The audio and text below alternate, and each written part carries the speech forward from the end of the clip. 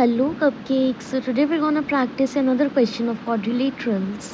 तो इसमें हमें क्या दे रखा है, in the given figure A B C D is a trapezium. ठीक है कि ये ए बी सी डी क्या है, आपका एक ट्रेपीजियम है, आइसोसलेस ट्रेपीजियम है. अब आइसोसलेस ट्रेपीजियम क्या होता है, जिसकी जो ये नॉन पैरेलल साइड्स होती हैं वो इक्वल होती हैं. ठीक है, हमारा जो ये डी सी है वो और जो ये ए बी है वो पैरेलल है, वहीं ए डी और सी बी क्या है, नॉन पैरेलल है. तो आइसोसलेस ट्रेपीजियम क्या होता है, जिसमें नॉन पैरेलल साइड्स इक्वल होती हैं. ओके, तो इसके बाद हमें दे रखा है कि A B is parallel to C D. हमें दिख ही रहा है कि ए बी किसके पैरेलल है, सी डी के. ठीक है, और ए डी किसके इक्वल है, सी बी के. ठीक है, तो जो जो इन्फॉर्मेशन है लिख लेते हैं. और डी एल परपेंडिकुलर है ए बी के. अब डी एल ए बी के परपेंडिकुलर है, यानी ये वाला एंगल 90 डिग्री का हो गया. ठीक है, ऐसे ही जो सी एम है, सी एम किसके परपेंडिकुलर है, ए बी के. सी एम भी ए बी के परपेंडिकुलर है, तो ये एंगल भी कितने का हो गया, 90 डिग्री का हो गया. अब हमें बताना है कि किस टाइप का क्वाड्रिलेटरल बन रहा है, डी एल एम सी. कौन सा पूछा है, डी एल एम सी. ठीक है, कि ये किस टाइप का क्वाड्रिलेटरल बन रहा है. तो ये हम कैसे बताएंगे, देखो सबसे पहले हमें ये गिवन है कि जो ये डी सी है ना, और जो ये ए बी है, ये दोनों आपस में पैरेलल हैं. तो हमें ये पता है कि जब भी कोई दो साइड्स पैरेलल होती हैं तो उनके बीच से अगर ऐसे कोई लाइन पास कर रही हो तो वो क्या होती है, हमारी ट्रांसवर्सल होती है. यानी जो ये आपका डी एल है वो क्या है, एक ट्रांसवर्सल है. और ट्रांसवर्सल में आपको पता है कि जो दो पैरेलल साइड हैं उसके बीच के जो ये दो एंगल्स होते हैं, मान लो ये एंगल 1 है, ये एंगल 2 है, वो क्या होते हैं, को इंटीरियर होते हैं. तो हम क्या लिख सकते हैं, angle 1 plus angle 2 is equal to 180 degree. क्यों, को इंटीरियर एंगल्स. ठीक है, को इंटीरियर एंगल्स. तो हमें एंगल 2 पता है 90 डिग्री है, राइट.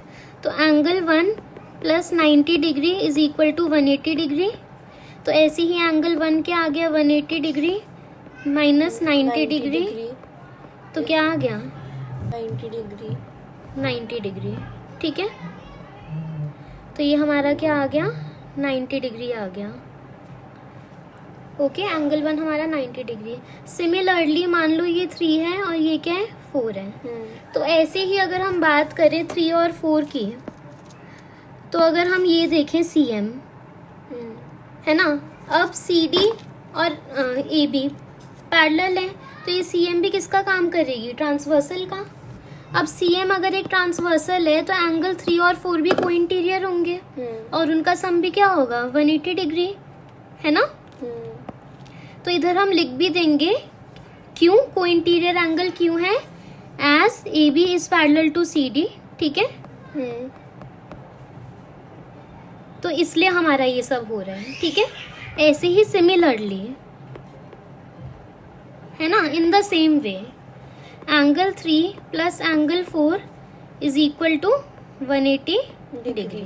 ठीक है, अगेन रीजन हम लिख देंगे को इंटीरियर एंगल्स. ठीक है, अब इसके बाद हमारा क्या हो जाएगा, 3 हमें पता है कि ये 90 डिग्री का है, राइट. तो 90 degree plus angle 4 is equal to 180 degree. Angle 4 is equal to 180 degree minus 90 degree which is equal to 90 degree.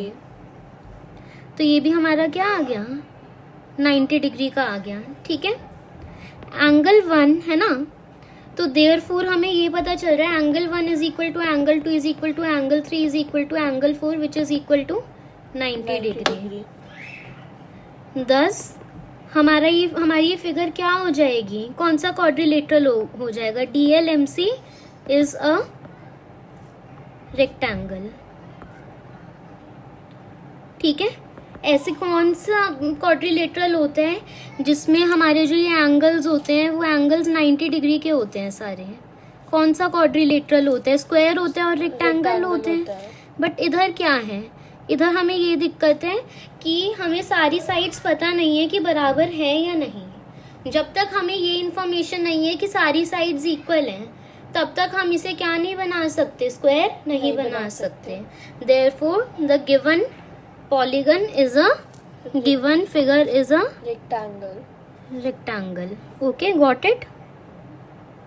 आगे समझ. बस इतना ही आंसर था इसका. Bye bye.